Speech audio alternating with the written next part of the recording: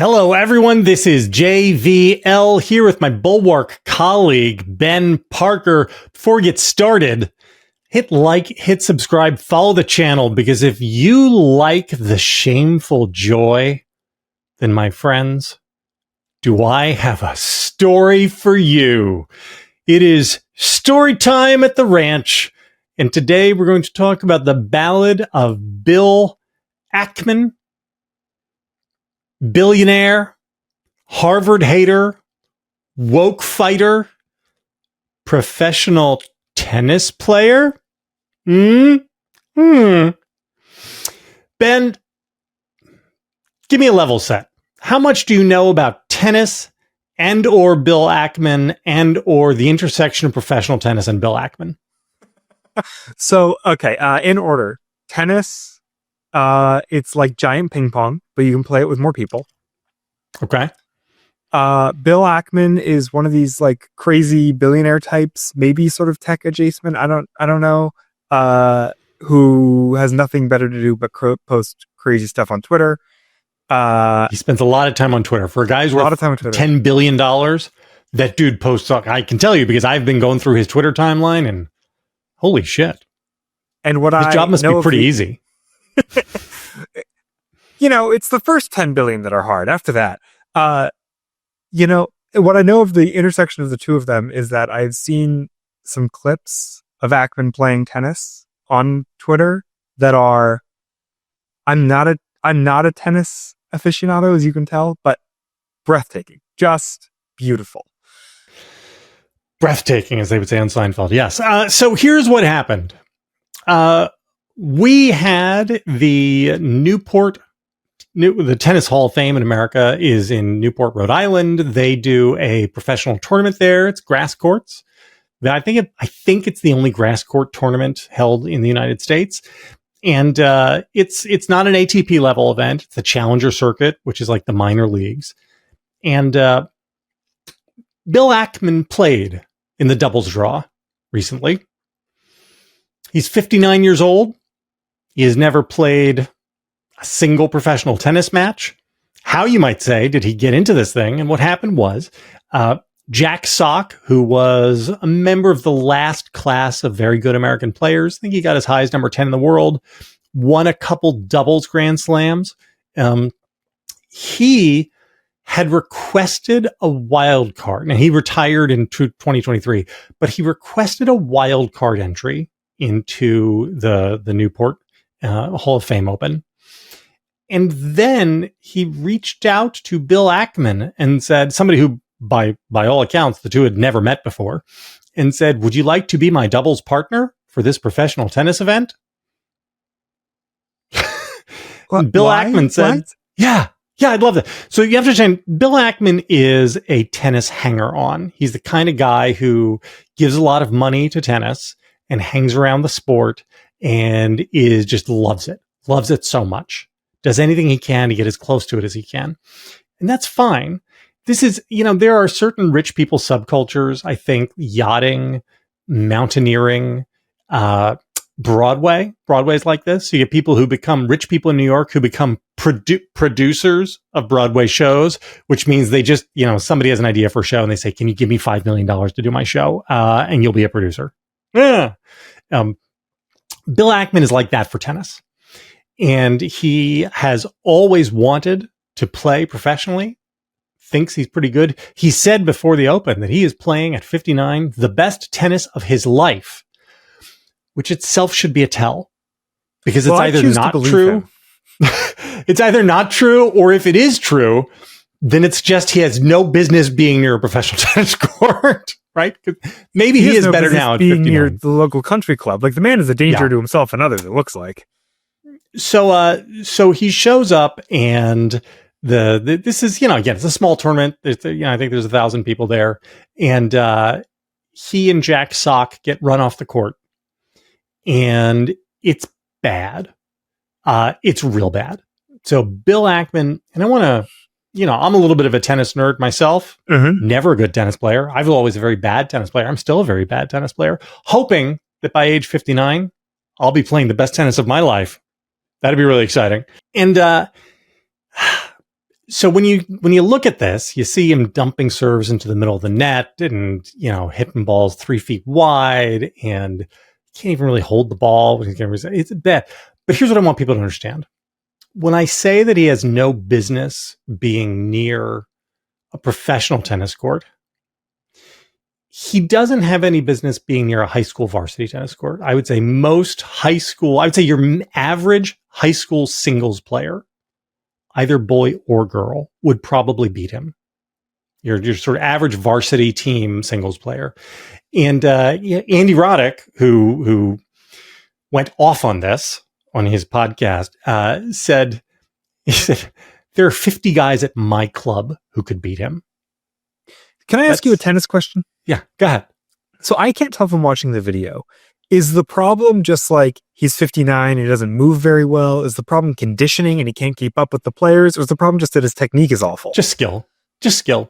Okay. You can't hit the ball hard enough, can't impart enough spin, can't react quickly enough. I mean, the answer is all of the things. Can't volley, can't return, can't serve. Literally all of the things.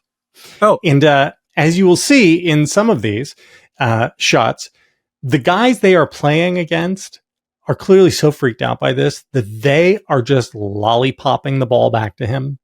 I mean, they are playing with him the way I play with my 8-year-old, which is to just, hey, come on, we'll hit it right back. I'm going to try to put it where you can reach it. And maybe you'll be able to, and it's painful to watch. And this is all bad, but it's only sad bad, right? Like you look at it and you're like, okay, this is like Make-A-Wish, but for a billionaire. He's a really rich guy. He's worked so hard his whole life. And before the world passes him by, he just wants to play professional tennis for 1 hour to see what it's like. Doesn't he deserve to enjoy something? Doesn't he deserve to get something? After all, he's worked so hard and he's created so much wealth for everybody else. The problem is that in the aftermath of this, Bill Ackman is not either chagrined or grateful or understanding that people are upset by it. He's got to be embarrassed, right? He's not embarrassed. And I want to understand, I want to explain why people are upset. The reason people are upset. So tennis has all sorts of layers that are between recreational tennis and professional tennis. And so there are exhibition events, there are pro-am events, there are bazillion pro-am events where they put some, local celebrity or somebody playing with a retired pro or something, and they do it for charity, and it's a lot of fun. This is not that. This is a challenger circuit. And so what you get is you get a lot of guys who are grinding it out, trying to create a career. And every spot in a challenger draw, those things are precious. Like the guys who are playing those things are desperate just to get invited into the draw, because once you're there, you can win enough money to maybe buy your plane ticket to the next weekend. And B, there are ranking points. And this is what all these guys are chasing, is points, because you want to get enough points so that you can move up then to the ATP tour, which is where the real money is. And so, there are thousands of guys who you and I have never heard of, who are some of the best players on the planet, and who are so good that like if you stand in front of them and watch, your eyes would fall out of your head. And they are scraping and sleeping in their cars and just trying to get by to get an extra point out of one of these challenges. And so Bill Ackman took a spot from somebody who has a real career or is trying to make a real career. Just kick someone off the bottom rung of the ladder. Yes. Great. Lovely. But here's the thing, Ben. When it was all over, Bill Ackman was defiant. He said that the reason, first of all, he said, I play with guys who are in their mid-20s who are Division I players or retired professionals all the time. So I know what this is like. And it's just that he got a little stage fright. His nerves, he had butterflies in his tummy, Ben. Tummy flies. And so he felt like he was short of breath and he was hitting balls short and it wasn't a fitness thing. He was short of breath. Again, I choose to believe him. And, and also the sun, it was 1:30 in the afternoon, he says. And so the sun was a real problem that he was trying to serve into the sun. Also, He, for the last year, has been only playing the ad side in doubles, and Jack Sock called the ad side. And so all of a sudden, Bill had to play the deuce side. And how can you expect him to know how to play the deuce side? That's really hard. It's like you might as well ask him to play left-handed. And then, Ben, he says, and actually, we almost had them. Oh, did he? How close was it? How close was it? His tennis scores are weird. Explain this to me. So they dropped the first set very badly. I think it was 6-1. And in the second set, he said, we were up a break, and then we had 3 break points. And if we had won one of those break points, then we probably would have won the second set. And then we would have had all the momentum in the world going into the third set. So if you think about it, we kind of won. Because if he had won, then he would have probably won, is his logic? Am I following that right? Yeah.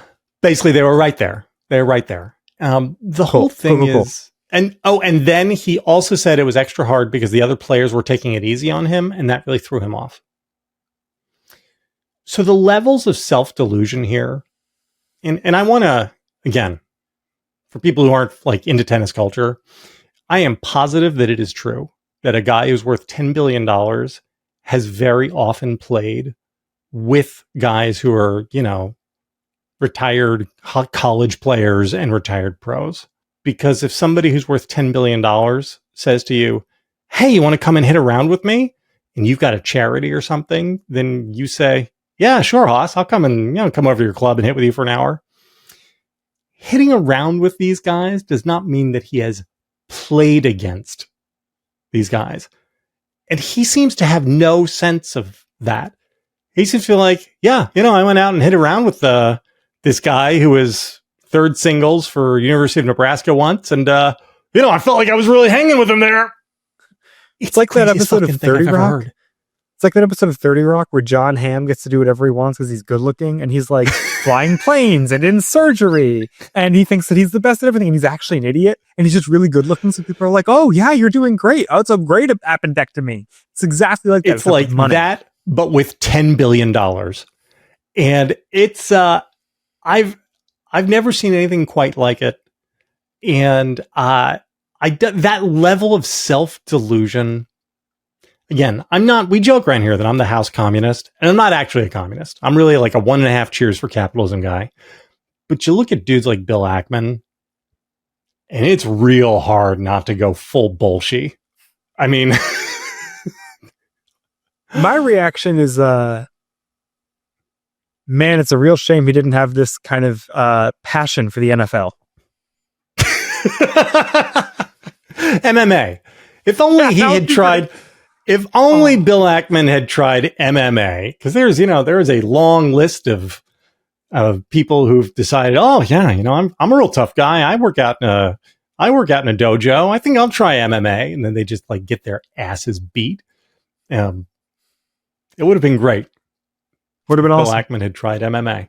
You know what? Hope springs eternal. Maybe he will do the bicentennial or quadricentennial MMA fight at the White House? At the White House. Is that too much to hope?